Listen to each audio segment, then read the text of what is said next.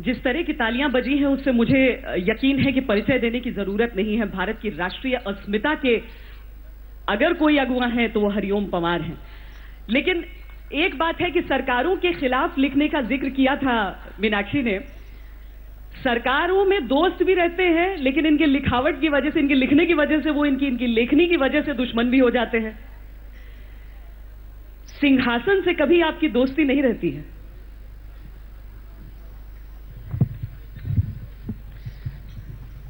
नहीं, सिंहासन से दोस्ती या दुश्मनी का प्रश्न नहीं है। मैं देश की जनता के दर्द का, देश की जनता की पीड़ा का गायक हूं। देश की जनता का दर्द गाऊंगा। किसी भी सरकार को अच्छा लगे या बुरा लगे, मैं ये सोच के कविता नहीं लिखता कि सरकारों को कैसी लगेंगी। मैं ये सोच के कविता लिखता हूं कि हिंदुस्तान की जनता के पक्ष में क्या है, हिंदुस्तान की जनता के समर्थन में क्या है, और मैं उस समर्थन और पक्ष की कविताएं लिखता हूं। जनता के लिए लिखता हूं, सत्ताओं के लिए नहीं लिखता, सिंहासनों के लिए नहीं लिखता। जनता का कवि हूं, जनता की कविताएं लिखता हूं। हरिओम जी, बातचीत से अधिक मुझे लगता है कि आपकी कविताएं सुनने के इच्छुक हैं सब। मैं भी गीत सुना सकता हूँ शबनम के अभिनंदन के, मैं भी ताज पहन सकता हूँ नंदनवन के चंदन के, लेकिन जब तक पगडंडी से संसद तक कोलाहल है, तब तक केवल गीत लिखूंगा जनगण मन के क्रंदन के, तब तक केवल गीत लिखूंगा जनगण मन के क्रंदन के। जब पंछी के पंखों पर हो पहरे बम के गोली के, जब पिंजरे में कैद पड़े हो सुर कोयल की बोली के, जब धरती के दामन पर हो दाग लहू की होली के, कोई कैसे गीत सुना दे बिंदिया कुमकुम रोली के, कोई कैसे गीत सुना दे बिंदिया कुमकुम रोली के। मैं झोपड़ियों का चारण हूं, मैं एक झोपड़ी का बेटा हूं। मैं झोपड़ी के आंसू आंसू की वेदना वेदना का दर्द गाने की हिम्मत करता रहा हूं आज तक। किसान का बेटा हूं मैं, और मैं किसान का बेटा हूं। मैं आज इस अवसर को भुनाना चाहता हूं, आज तक के माध्यम से मेरी बात पहुंचे। मैं किसान का बेटा हूं। जब भी मैं किसी भी कवि सम्मेलन में पढ़ता हूं, लगभग मैं रोज जहां भी कवि सम्मेलन में पढ़ता हूं, मैं जनता को बताता हूं कि मैं किसान का बेटा हूं। आप ये जानना चाहेंगे क्यों बताता हूं? एक बार मैं लाल किले में कविताएं सुना रहा था, चौधरी देवीलाल सामने बैठे थे। चौधरी देवीलाल ने मेरी कविताएं सुनकर मंच पर आकर कहा, अगला प्रधानमंत्री किसान का बेटा होना चाहिए। मैं उसी दिन से देश को बताता घूम रहा हूं कि मैं किसान का बेटा हूं।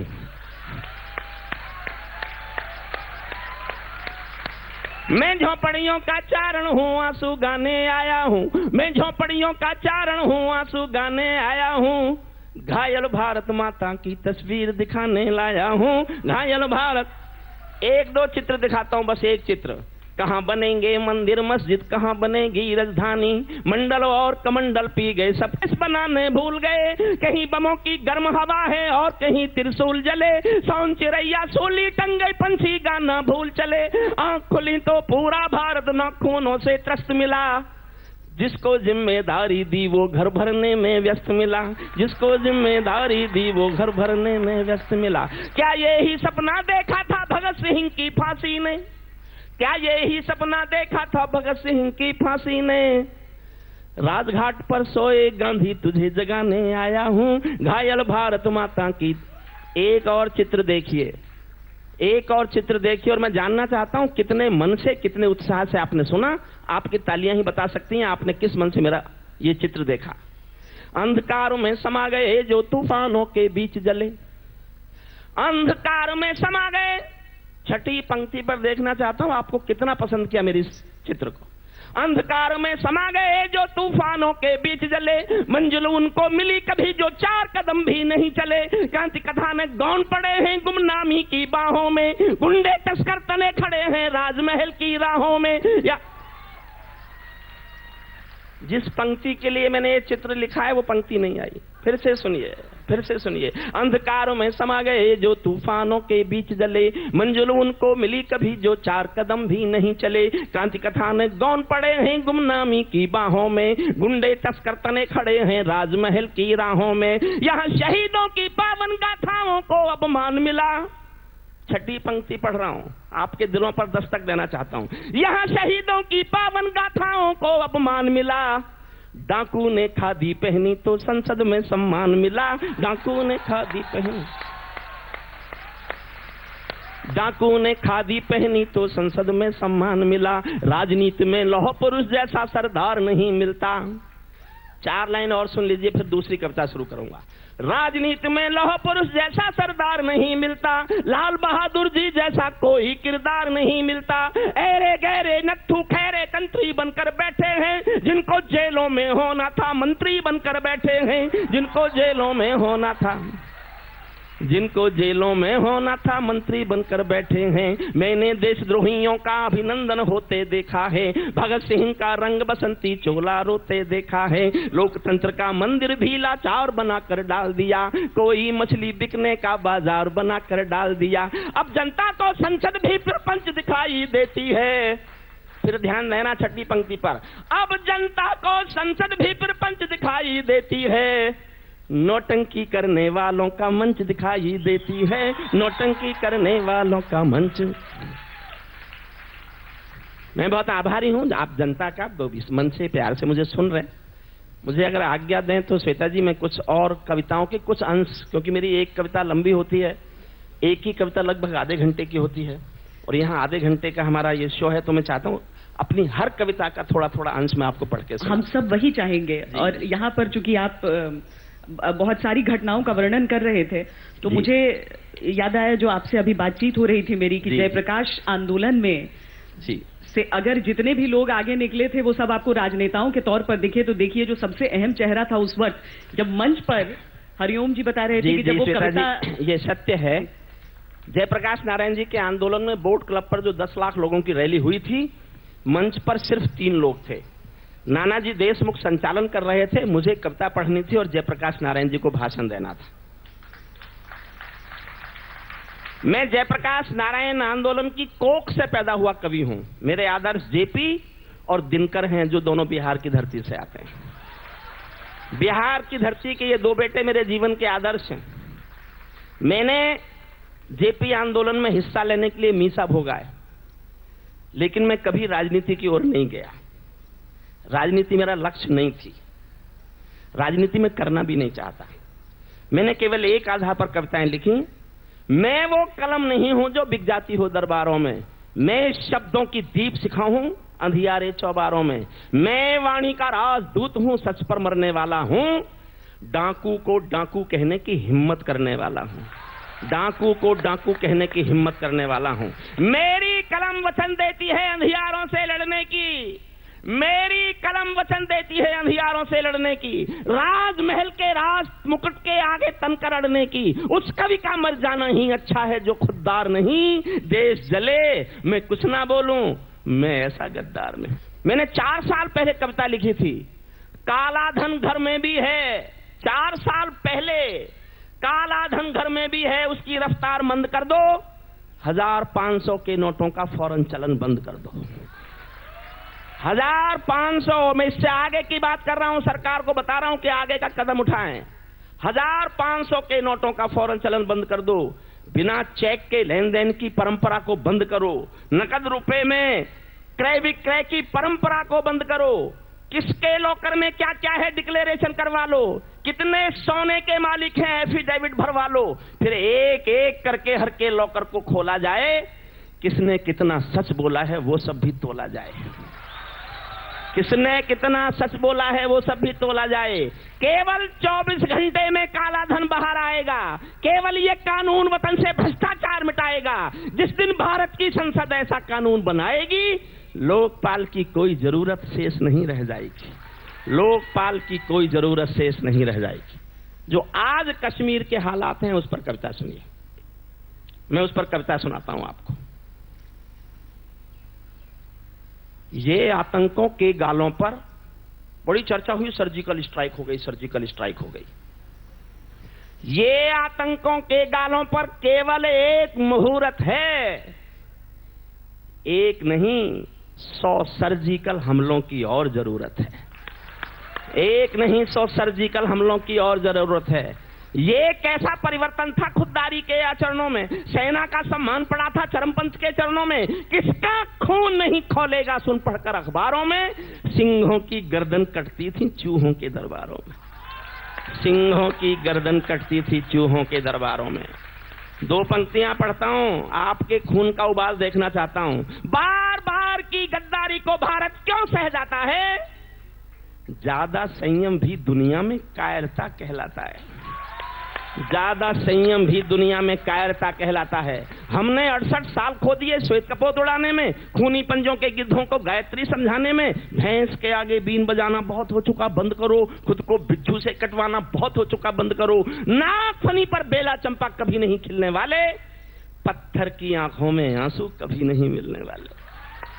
पत्थर की थोड़ा और जोश लाना सुनने में। बंदूकों की गोली का उत्तर सद्भाव नहीं होता, हत्यारों के लिए हिंसा का प्रस्ताव नहीं होता, कोई विषधर कभी शांति के बीज नहीं बो सकता है, और भेड़िया शाकाहारी कभी नहीं हो सकता है, और भेड़िया शाकाहारी कभी नहीं हो सकता है। पीपल छाया मांग रहा था यूं की करके पेड़ों से। भारत का प्रधानमंत्री बिना बुलाए चाय पीने पाकिस्तान पहुंच जाए। मैंने सोचा ऐसा क्यों हुआ होगा, मुझे नहीं पता क्यों हुआ होगा, लेकिन मेरा तर्क सुनना। 125 करोड़ देश का नेता पीपल छाया मांग रहा था यूं की करके पेड़ों से, जैसे कोई शेर सुरक्षा मांग रहा हो भेड़ों से। जैसे कोई शेर सुरक्षा मांग रहा हो भेड़ों से, जैसे कोई मोती खोजे झीलों की गहराई में। मैं 68 साल का भारत पाकिस्तान का इतिहास गा रहा हूं एक लाइन में। आपको अच्छा लगे तो पूरे सदन का मन चाहता हूं कि मेरे इस विचार का समर्थन करे। 68 साल का इतिहास एक पंक्ति में। जैसे कोई मोती खोजे झीलों की गहराई में, हम कस्तूरी खोज रहे हैं उल्लू की परछाई में। हम कस्तूरी खोज रहे हैं, हम कस्तूरी खोज रहे हैं उल्लू की परछाई में। जब सिंहों की राजसभा में गीदड़ गाने लगते हैं, तो हाथी के मुंह के गन्ने चूहे खाने लगते हैं। रावलपिंडी वालों को सपने में काल दिखाओ तो, भारत माता की आंखों के डोरे लाल दिखाओ तो, दिल्ली वालों ठोकर मारो दुनिया के हथकंडों पर। इजराइल से जीना सीखो अपने ही भुजदंडों पर। इजराइल से जीना सीखो अपने ही भुजदंडों पर। भारत माता का बंटवारा है जिनकी अभिलाषा में, वे समझेंगे अर्जुन के गांडीव धर्म की भाषा में। रोज तिरंगे में लिपटे हुए बेटों के शव लाते हैं। रोज सीमा से रोज कोई ना कोई बेटे का शव आता है। क्या करें, दुखी होके क्या लिखें? 4 लाइन लिखी मैंने। मैं प्रोफेसर रहते ये भाषा नहीं बोल सकता था, आज बोलना चाहता हूं और आपकी राय जानना चाहता हूं, आप मेरी राय से कितने सहमत हैं। भारत माता का बंटवारा है जिनकी अभिलाषा में, वे समझेंगे अर्जुन के गांडीव धर्म की भाषा में। फूल अमन के कभी नहीं खिलते कायर पर पार्टी में, नेहरू जी के श्वेत कबूतर मरे पड़े हैं घाटी में। दिल्ली वालों अपने मन को बुद्ध करो या क्रुद्ध करो, कश्मीर को दान करो या गद्दारों से युद्ध करो। कश्मीर को दान करो या गद्दारों से युद्ध करो।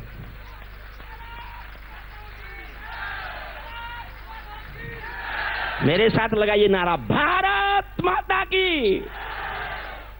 जेल भरे क्यों बैठे हैं हम आदमखोर दरिंदों से, आजादी का दिल घायल है जिनके गोरख धंधों से। घाटी में आतंकवाद के कारक बने हुए हैं जो, बच्चों की मुस्कानों के संहारक बने हुए हैं जो, उन जहरीले नागों को भी दूध पिलाती है दिल्ली, मेहमानों जैसी बिरयानी चिकन खिलाती है दिल्ली। जिनके कारण पूरी घाटी जली दुल्हन सी लगती है, पूनम वाली रात चांदनी चंद्र ग्रहण सी लगती है। जिनके कारण माँ की बिंदी दाग दिखाई देती है, वैष्णो देवी माँ के घर में आग दिखाई देती है। उनके पैरों बेड़ी जकड़े जाने में देरी क्यों है, उनके फन पर एड़ी रगड़े जाने में देरी क्यों है।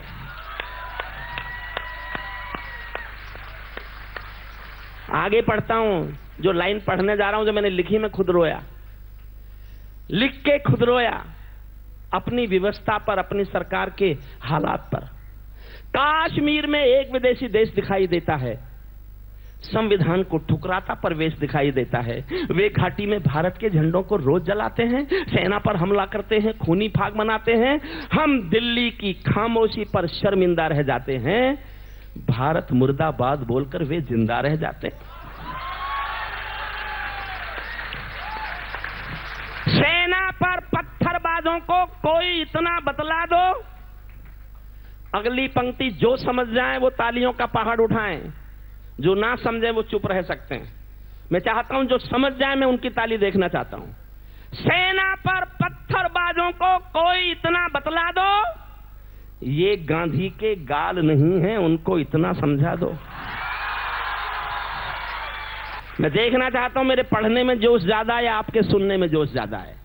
जब चौराहों पर हत्यारे महिमा मंडित होते हो, हम आतंकवादी को मारेंगे तो आप ब्लैक डे मनाएंगे? जब चौराहों पर हत्यारे महिमा मंडित होते हो, भारत मां की मर्यादा के मंजर खंडित होते हो, जब कश भारत के नारे हो गुलमर्गा की गलियों में, शिमला समझौता जलता हो बंदूकों की गलियों में, तो केवल आवश्यकता है हिम्मत की, खुददारी की। दिल्ली केवल 2 दिन की मोहलत दे दे तैयारी की। सेना को आदेश थमा दो, घाटी गैर नहीं होगी। जहां तिरंगा नहीं मिलेगा उनकी खैर नहीं होगी। जहां तिरंगा नहीं मिलेगा, दुनिया को एहसास कराया हम निर्णय ले सकते हैं। हम भी ईंटों का उत्तर पत्थर से दे सकते हैं। हमने वक्त बदलते हमने देखा, हम भी दुनिया को ईंटों का उत्तर हम पत्थर से दे सकते हैं।